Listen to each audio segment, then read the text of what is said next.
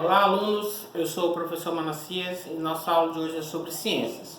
Hoje nós vamos estudar as páginas 64 e 65. Aqui diz assim, modelo atômico de Bohr, né?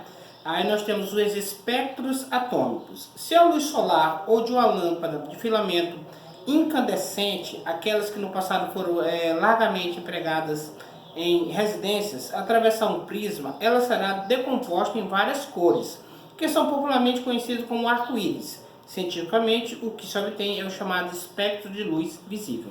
Então, a luz do Sol e a luz incandescente, na verdade, são dois tipos de luzes amarelas, porque a luz do Sol é uma luz amarela, só que ela chega para nós na forma de uma claridade.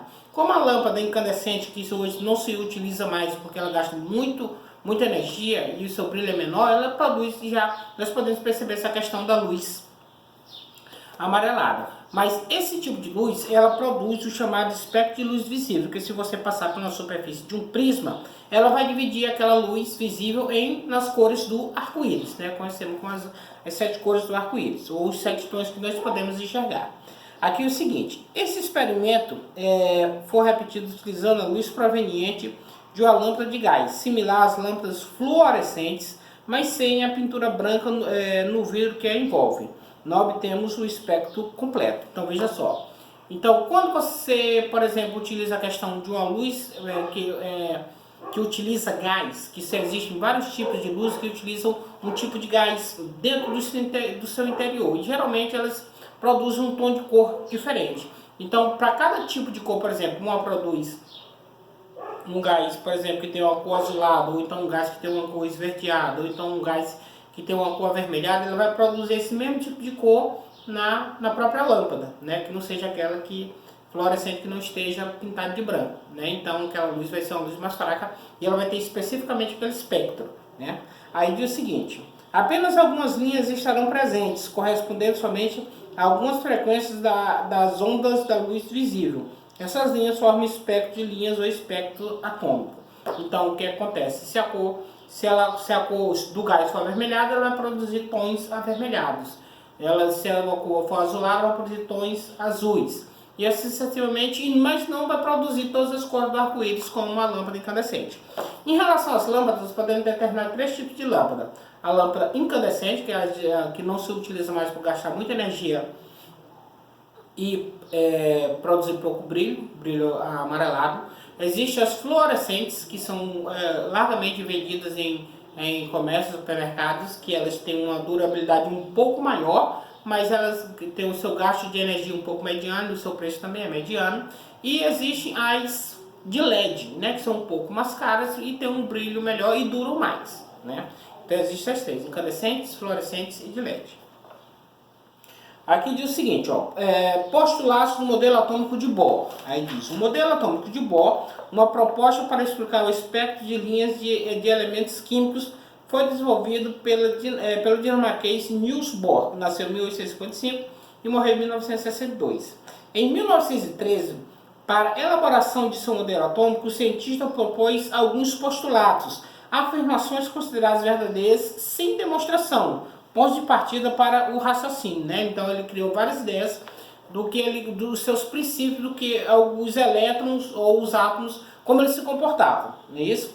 Entre esses postulados estão os seguintes. Primeiro, os elétrons e os átomos movimentam-se ao redor do núcleo em trajetórias circulares, chamadas de camadas ou níveis, e designadas por K, L, M, N, etc. A camada mais próxima do núcleo é designada pela letra K, e assim sucessivamente. Então, em relação a esse postulado, ele estava correto, e essa afirmação dele é verdadeira até hoje. Então, nós temos, em volta do núcleo do átomo, nós temos 7 camadas, cada uma representada por uma letra maiúscula do alfabeto. Começa pelo K, L, M, N, O, P, Q. Né? E cada uma tem sua relevância. Segundo, cada um desses níveis tem um valor determinado de energia, por isso também denominados níveis de energia.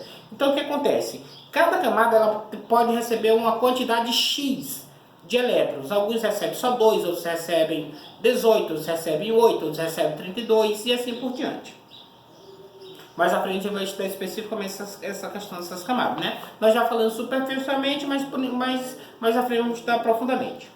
Terceiro, não é permitido ao elétron permanecer entre dois níveis. Por exemplo, ele pertence ao primeiro e pertence ao segundo. Não, ou ele está no primeiro e vai para o segundo, ou do segundo ele volta para o primeiro. Ele pode ir mudando, né, de um para o outro, mas ele pode sair de um para o outro, mas pertencer à mesma coisa, pertencer aos dois ele não pertence. Isso é verdadeiro. Aí diz o seguinte, não é permitido o elétron permanecer em dois níveis, correto. Quarto, um elétron pode passar de um nível para o outro de maior energia desde que absorva energia externa, ultravioleta, luz visível, infravermelha, etc. Então o que acontece, o que é que faz um elétron mudar de um nível para o outro? Quando ele recebe energia daquele determinado nível. Ele recebe aquela energia, por exemplo, ele recebe energia do nível, ele está no nível 2, recebe energia do nível 1, então ele vem para o nível 1. E, por exemplo, ele está no nível 2, né? Aí ele recebe energia do 3, então ele vai para o 3, e assim sucessivamente. De onde ele recebe energia para onde ele vai. Aí temos aqui, um elétron excitado, um elétron pode passar de um nível para o outro de maior energia, desde que absorva energia externa, correto. Quando isso ocorre, dizemos que o elétron foi excitado, ou que ocorre uma transição eletrônica. No caso, ele recebe energia e muda de lado para um nível de maior energia. Veja o esquema ao lado, daqui a pouco eu explico o esquema. Um elétron excitado pode sofrer transição eletrônica de retorno ao nível inicial, nesse caso a liberação de energia, por exemplo, como luz visível ou ultravioleta. Então o que acontece? Ele tanto pode ir para um nível superior como para inferior, desde que ele receba energia. Então ele pode sair, depois pode retornar, como no exemplo aqui do lado. Ó. No caso da absorção de energia excitada, o elétron saiu do 1 para o 2, ou de K para L. Aí no exemplo B, no retorno do elétron ocorre liberação de energia. Então ele saiu do 3, vindo para o 1, né? No caso do esquema. Né? Aí temos aqui, ó. Uma novidade desse modelo é que a energia dos elétrons é quantizada, ou seja, apresenta apenas determinados valores. Utilizando o modelo de Bohr, pode-se explicar espectros atômicos, né? No caso aqui do letra B eu vou já explicar. Os elétrons são excitados pela energia elétrica na lâmpada de gás. Em seguida, ao retornar aos níveis de menor energia, liberam energia na forma de luz.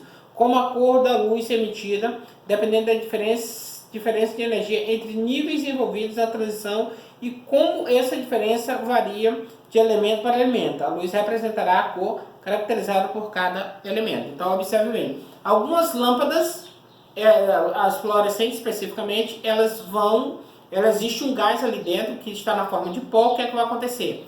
Esse pó ele recebe uma carga ionizada, uma carga de elétrons, aí ele começa a brilhar. E aquele gás fica flutuando, brilhando até a lâmpada queimar. Porque quando a lâmpada queima, significa que aquele pó ele não serve mais. Ele foi estragado dentro da lâmpada, né? É o gás que estraga. Ele deixa de carregar o brilho, deixa de carregar elétrons e aí ele não produz mais energia. Aí, aqui nós temos o esquema desse, ó. Retorno do elétron excitado, né? Observa que ele sai aqui, ele mudando de camada 1, 2, 3 e 4. Aí, representação dos níveis de energia e das transições eletrônicas, né? Da mesma forma, primeiro nível, segundo nível, terceiro nível e quarto nível. Aqui no caso das cores, né? Porque cada cor vai representar um tipo de gás diferente, então vai produzir uma cor diferente, tá certo? Então aqui nós temos o seguinte, nós temos a nossa atividade que ela tem apenas 6 questões, mas são bem simples. Primeira, a luz do Sol e as lâmpadas incandescentes produzem que tipo de espectro de luz?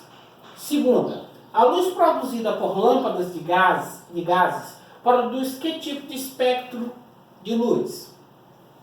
Terceira, de acordo com Bohr, os elétrons movimentam-se em que tipo de trajetórias? Quarta, conforme Bohr, o que cada camada ou nível tem? Sexta, quais energias externas um elétron pode receber? E sexta, como é chamado o processo onde um elétron muda de uma camada ou nível para outro? Tá certo?